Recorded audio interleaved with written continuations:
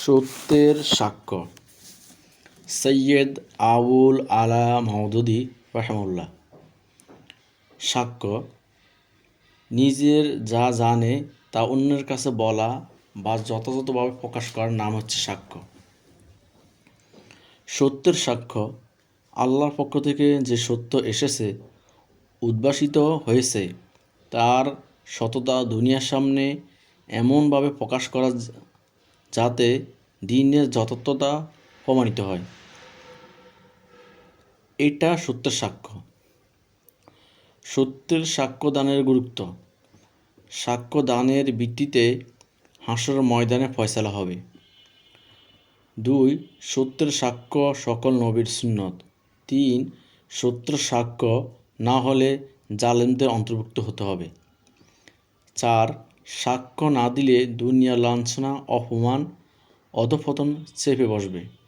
5. সাক্ষ্যদান আল্লাহর পক্ষ থেকে দেয়া দায়িত্ব। সাক্ষ্যদানের পদ্ধতি 2 প্রকার। 1. মৌখিক সাক্ষ্য।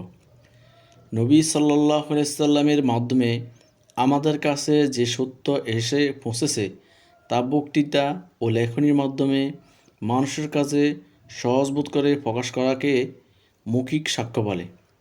দাওয়াতের সকল পদ্ধতি প্রয়োগ ও জ্ঞান বিজ্ঞানের সকল উপাদান ব্যবহার করে ইসলামকে একমাত্র সঠিক পরিপূর্ণ বিধান হিসাবে প্রমাণ এবং প্রতিষ্ঠিত বাতিল মতাদর্শের দোষ ত্রুটি তুলে ধরা। 2. বাস্তব সাক্ষ্য। যেসব নিয়ম নীতিকে সত্য বলে প্রচার করি তাহা নিজের জীবনের প্রতিপালনের মাধ্যমে মানুষের সামনে তার সততা প্রমাণ করা ও সৌন্দর্য ও কল্যাণকারিতার মৌখিক চর্চা নয় বরং বাস্তব আমল করা। সাক্ষ্যদানের পূর্ণতা। আল্লাহর দ্বীনকে পরিপূর্ণভাবে মানতে পারলেই দ্বীনের মূল সাক্ষ্য প্রদান হবে। ইসলাম প্রতিষ্ঠিত না থাকলে দ্বীনকে পরিপূর্ণভাবে মানা সম্ভব নয়। সুতরাং শুধুমাত্র দ্বীন প্রতিষ্ঠার মাধ্যমে সাক্ষ্যদানের পূর্ণতা সম্ভব। সত্য গোপনের শাস্তি। 1. দুনিয়ার শাস্তি। গোটা দুনিয়ায় আজ মুসলমানরা নির্যাতিত, লাঞ্ছনা ও অপমান চাপিয়ে দেওয়া হয়েছে। বর্তমানে মুসলিম নাম গৌরব ও সম্মানের প্রতীক রূপে নেই। পূর্বে ইসলাম প্রতিষ্ঠা হওয়ার স্থানগুলো মুসলমানদের হাতছাড়া হয়ে যাওয়া। 2. আখিরাতের শাস্তি। সত্য সাক্ষ্য না দিলে দুনিয়াতে অশান্তি ও বিপর্যয় সৃষ্টি হয়। দায়িত্ব পালন না করার কারণে পরকাল কঠিনতম শাস্তির ভোগ করতে হবে। মুসলমানদের সমস্যা ও তার সমাধান। চিন্তার ত্রুটি।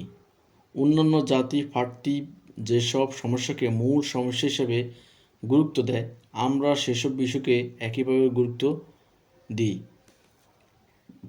সঠিক সিদ্ধান্ত। যাবতীয় সমস্যার উৎস মূল হচ্ছে সত্য সাক্ষ্যদান হতে বিমুখতার পরিণতি। কারণ এই দায়িত্ব পালন না করার কারণেই অন্যরা এসব সমস্যার সৃষ্টির সুযোগ পাচ্ছে। যেমন অতীতে সংখ্যালঘু মুসলিম জাতি সাক্ষ্যদানের মাধ্যমে সংখ্যাগুরুতে পরিণত হয়েছে। সমস্যা সমাধান। যাবতীয় সমস্যা সমাধানের একমাত্র পথ হচ্ছে যথাযথভাবে সত্যের সাক্ষ্য পেশ করা। আসল সমস্যা। দুনিয়ায় মুসলিম হিসাবে ইসলামের প্রতিনিধিত্বের দাবি করি কিন্তু বাস্তবে ইসলাম বিরোধী মতবাদের প্রতিনিধি করি। ফলাফল। দুনিয়া মানুষের ইসলাম সম্পর্কে ভুল তথ্য পাচ্ছে। মানুষ আমাদের কারণে ইসলামের সঠিক পরিচয় জানতে পারছে না। দুনিয়ায় মুসলমানদের ব্যর্থতার কারণ।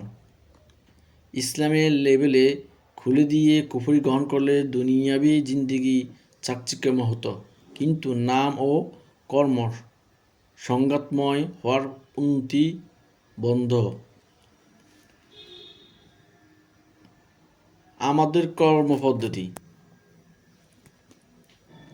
মুসলমানদেরকে ইসলাম সম্পর্কে মৌলিক জ্ঞান প্রদান এবং তাদের দায়িত্ব সম্বন্ধে সচেতন করা। শুধু ব্যক্তির জীবন নয়, গোটা জীবন জিন্দেগিতে ইসলামকে মানা এবং প্রতিষ্ঠার জন্য সামষ্টিক বা সাংগঠনিক প্রচেষ্টা প্রয়োজনে এটা বুঝিয়ে দেওয়া। কাজের পথ 3টি: আমাদের নিয়ম, শৃঙ্খলা, কর্মনীতি, আকিদা বিশ্বাস ভালো লাগলে আমাদের সাথে যোগদান করা। অন্য দলকে আমাদের চেয়ে খাঁটি মনে হলে সেই দলে যোগ দেওয়া। কোনো দল খাঁটি মনে না হলে দ্বীন ইসলামকে কায়েম করার লক্ষ্যে নিজের উদ্যোগে দল গঠন করা। দ্বীনের একাধিক দল গঠনের আশঙ্কা। আপাতদৃষ্টিতে ইসলামী দল বেশি হলে বিশৃঙ্খলা দেখা দিবে। একাধিক দল গঠনের কারণ: নবী করিম সাল্লাল্লাহু আলাইহি সাল্লাম পরিচালিত সংগঠন শুধুমাত্র আল জামাত হিসাবে দাবি করতে পারে, অন্য কোনো দলকে আল জামাত বলা যাবে না। সুতরাং দ্বীনের জন্য একাধিক দল গঠন করা বাধা নেই। ফলাফল: নিষ্ঠার সাথে সবাই কাজ করলে লক্ষ্য সেতু একই, সেতু মাঝপথে সকল ইসলামী দল একত্রে মিলিত হবে।